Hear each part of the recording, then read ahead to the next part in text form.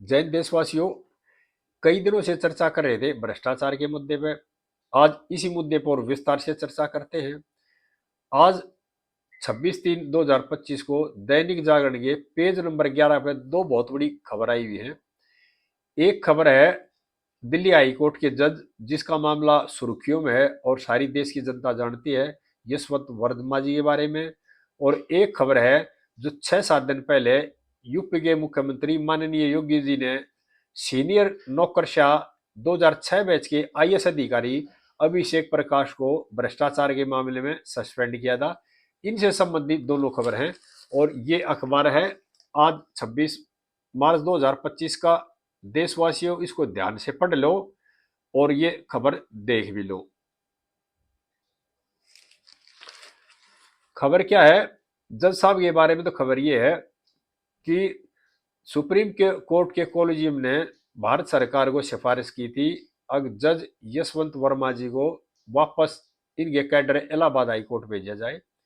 लेकिन Allahabad high court की bar association ने विरोध करना शुरू कर दिया और हड़ताल शुरू कर दिया, काम करने से मना कर दिया है। और दूसरी बार एसोसिएशन ने भी इस बात में इतराज करना शुरू कर दिया है कि भाई हम इनको नहीं लेंगे और इनके खिलाफ महाभियोग चलाया जाए। इस तरह की बार एसोसिएशन ने पत्र लिखे हैं। दूसरा जरा जो मामला है वो है भ्रष्ट नौकरशाह अभिषेक प्रकाश के बारे में। अभिषेक प्रकाश को 5-6 दिन पहले ही योगी जी ने सस्पेंड किया था। एक जो आदि फैक्ट्री लगाना चाह रहा था विश्वजीत दत्ता, उसने शिकायत करी थी, उसको फैक्ट्री का लाइसेंस लेना था, ये पैसे मांग रहे थे, उस मामले में इनको सस्पेंड किया था।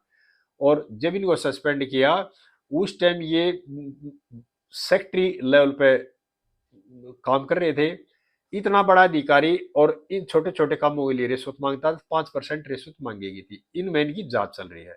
अब दूसरा मामला क्या खुल गया, यानी कि ये डीएम थे और लखनऊ के सरोजनी नगर तहसील में गांव पड़ता भटगांव, वहां पर डिफेंस कॉरिडोर के लिए जमीन का अधिग्रहण होना था। यानी कि हथियार बनाने की फैक्ट्री लगनी थी वहां पे, उसके लिए जमीन चाहिए थी। सरकार ने जमीन अधिग्रहण करनी थी। उस बात का भूमाफिया को पता लगा और इन अफसरों ने मिलकर के, जिसमें अभिषेक प्रकाश आईएएस है और इनके जो 16 अधिकारी और थे नीचे वाले वे हैं जो अखबार बता रहा है। और इन्होंने भूमाफिया के साथ मिलकर के जो गांव की पंचायती जमीन थी ना, उसको दूसरों के नाम पट्टा पर रिकॉर्ड चढ़ा दिया। जब अधिग्रहण होता, अगर वह ग्राम पंचायत की जमीन शो करते तो वो पैसा मिलता ग्राम की पंचायत को, जो गांव की पंचायत और गांव के अक्षय गांव होते। लेकिन इन्होंने क्या कर दिया, भूमाफिया के साथ मिलकर के और इन अधिकारियों ने मिलकर साठ गांठ करके पैसे की और उस गांव सभा की जमीन को उन लोगों के नाम कर दिया, पट्टा चढ़ा दिया। और जब मुआवजा मिला तो मुआवजा सरकार ने ग्राम सभा को ना दिया और मुआवजा रिलीज कर दिया उन भूमाफिया के जिनका नाम पट्टा चढ़ा था 35-35 साल का। इसमें जब शिकायत हुई, जितेंद्र सिंह कानू को था, उसने इसका खुलासा किया ये गलत हो रहा है। तो अपने आप को बचाने के लिए अभिषेक प्रकाश ने उस जितेंद्र सिंह कानूगो को सस्पेंड कर दिया। लेकिन इसमें और शिकायतें हुई और जांच जब गहन की गई तो इसमें पाया गया कि आईएएस अभिषेक प्रसाद भी शामिल है और 16 अधिकारी और शामिल हैं, जो कि इस मामले को लेकर भी इनके खिलाफ जांच शुरू हो चुकी है और 16 अधिकारी और शामिल हैं। तो देशवासियों, ये सोचने की जरूरत है, एक आईएएस ऑफिसर, इससे बड़ा कार्यपालिका में अधिकारी कोई नहीं होता। और न्यायपालिका में हाई कोर्ट का जो जज है वो भी बहुत बड़ी पोजीशन में होता है। इतने बड़े बड़े अधिकारियों पे एलिगेशन लगते हैं भ्रष्टाचार के और बगैर आके धोखा नहीं उठता। उसको तोड़ मरोड़ को मैनेज किया जा सकता है, बच सकते हैं वो, यानी सबूत नहीं मिले और कई चीजें करके आगे भ्रष्टाचार के बदले भ्रष्टाचार करके जांच को इफेक्ट कर सकते हैं, बच सकते हैं। लेकिन देश की जनता इस बात पर विश्वास नहीं करेगी अगर आप बच गए तो आप पाक साफ हैं, नहीं। देश की जनता बहुत अच्छी तरह जानती है और समझती है अगर झूठे एलिगेशन में कोई दम नहीं होता और झूठे एलिगेशन एक बार लग सकते हैं। जो ये आईएएस अधिकारी साहब हैं, इन पर दो तो मामले हमारे सामने 2-3 दिन के अंदर अंदर आ लिए और और जांचें खुलेंगी, जहां जहां इन्होंने पदों पर काम किया है वहां भी हो सकता है एक दो और नया मामला 2 4 10 दिन में आ जाएगा। क्योंकि ये होता सारा अपने अपनी सोच के ऊपर। अगर आपकी सोच भ्रष्टाचार करनी होगी तो भ्रष्टाचारी आदमी भ्रष्टाचार के बगैर रह नहीं सकता। और ईमानदारी सोच होगी तो ईमानदारी से काम करेगा, उस पर एलिगेशन लगेगा ना, किसी तरह कोई आ जाएगी। उनकी कभी भी इंक्वायरी कर लो और कभी उनसे पूछ लो, उनको सब कुछ याद रहता है। और हमारे देश में प्रधानमंत्री जी ने भ्रष्टाचार के खिलाफ मुहिम चला रखी है बड़ी जबरदस्त। रोजाना एक दो आदमी पकड़ा जाता है जो मोटी रकम उनसे बरामद होती है। जब योगी जब योगी जी यूपी में सत्ता में आए थे तो भ्रष्टाचारियों ने ऐसी गठजोड़ कर रखी थी, लेकिन योगी जी ने भी अपने प्रदेश में भ्रष्टाचारियों के खिलाफ एक अलग से मुहिम छेड़ रखी है। और उत्तर प्रदेश विभागों में सरकारी अधिकारी और कर्मचारी है जो भ्रष्टाचारी करता है वो भी 2 4 10 दिन में कोई ना कोई पकड़ा ही जाता है। और जो भ्रष्ट नौकरशाह थे, भ्रष्ट कर्मचारी थे और भ्रष्ट जो राजनेता थे, उनका गठजोड़ धीरे धीरे योगी जी और मोदी जी लग के तोड़ने लग रहे हैं। तो देश की जो जनता ना, मेरी उनसे प्रार्थना है, इन भ्रष्ट लोगों ने देश की कम से कम भी 30 40% संपत्ति में कब्जा कर लिया, अपने घर में भर लिए लेकर के। और इनके बड़े बड़े बोरों में नोट पकड़े जाते हैं, बड़ी बड़ी इनकी संपत्ति पकड़ी जाती है। रोजाना अखबार टीवी में यही बातें रहती है, भ्रष्टाचार, आज वो नेता पकड़ेगा, आज उसका रिश्तेदार पकड़ेगा, आज वो नौकरशाह पकड़ेगा, आज वो न्यायपालिका का अधिकारी पकड़ेगा। तो मेरी देश की जनता से प्रार्थना है कि आपने बहुत जागृत होने की जरूरत है। और देशवासियों, एक बात मैं आपको और बताना चाह रहा हूं। जब से मोदी जी सत्ता में आए हैं केंद्र की में, और जब से प्रधानमंत्री पद पे बैठे हैं, उससे पहले का आप देखो कितनी रेड होती थी, कितने अधिकारी कितने नेता पकड़े जाते थे।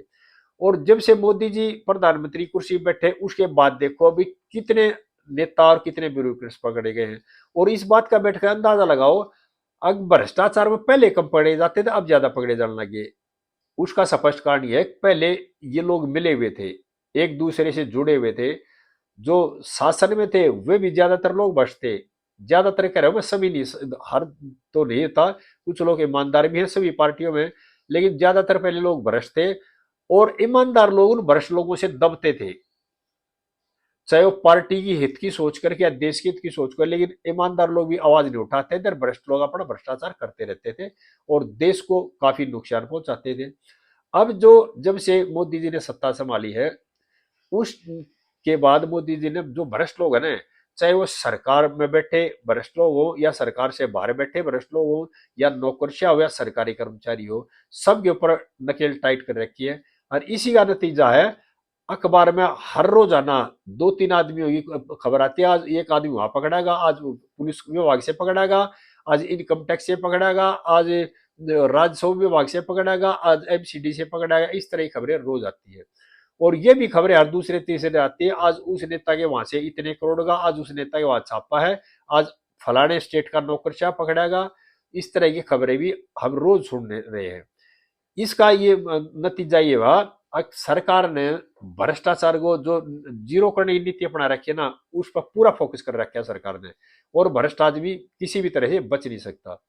भ्रष्ट आदमियों से मेरी ये प्रार्थना है, आप भ्रष्टाचार को छोड़ करके और मुख्य धारा में आ जाओ, देश की ईमानदारी वाली धारा में। और देश की जनता से ये प्रार्थना है, इन भ्रष्टाचारियों का पता लगाओ, कहाँ का इनने संपत्ति छुपा रखी है। और जो रिश्वत मांगते हैं ना, उनके खिलाफ आवाज उठाओ। आपका काम आज नहीं हुआ था कल हो जाएगा। और इनके जो दलाल घूमते रहते हैं उनसे बात मत करो बिल्कुल। जब आप बात करना छोड़ देंगे तो आपका काम 2 न तो 4 दिन के बाद तो होना ही होना है।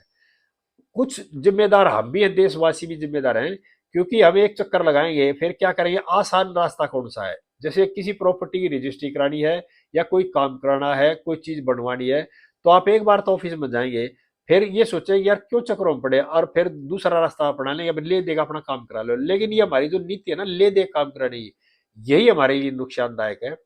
और देशवासियों से प्रार्थना है, इस नीति को छोड़ करके आप अच्छे नागरिक बनिए और जो भ्रष्टाचार है ना उनके खिलाफ आवाज उठाइए। और जो सरकार ने व्यवस्था दी है ऑनलाइन, ये बहुत बढ़िया है। लेकिन ये भ्रष्टाचारी क्या करते हैं, ये कहते हैं जी नेट नहीं आ रहा, नेट एक दिन नहीं आएगा, दूसरे दिन आएगा, दूसरे दिन आएगा, तीसरे दिन आएगा, तीसरे दिन नहीं आएगा, आवाज उठाना शुरू कर दो, अब नेट क्यों नहीं आ रहा। आवाज उठाओगे और तो अब उसने काम आपका करना पड़ेगा। और फिर उनमें शुद्ध बुद्धि आ जाएगी, वो भ्रष्टाचार से उनमें जो प्रेम है ना भ्रष्टाचार से, वो उन्हें छोड़ना पड़ेगा। और देशवासियों, सभी से प्रार्थना है, प्रधानमंत्री जी ने जो मुहिम चला रखी है भ्रष्टाचार के खिलाफ, उसमें भागीदार बनिए, भ्रष्ट लोगों के खिलाफ आवाज उठाइए और देश में शांति व्यवस्था कायम करने करिए। और इसमें सबसे बड़ा रोल देश की जनता का है। जो भ्रष्ट लोग हैं, विपक्ष में बैठे हैं, जिनको मलाई नहीं मिल रही, वो सरकार के खिलाफ अलग अलग नए नए पैतरे रच करके सरकार को हिलाना चाह रहे हैं। और सरकार इतनी जल्दी हिलने वाली नहीं है। वो कहीं भी दंगे कराएंगे, कभी झूठे अफवाह फैलाएंगे, उनके बहकावे में ना आइए और देश को आगे बढ़ाने के लिए एकजुट होकर मेहनत करिए। सभी देशवासियों को नमस्कार। आगे फिर बताता रहूंगा आप लोगों को। मेरे चैनल को सब्सक्राइब कर लियो। जय हिंद सभी को भाई।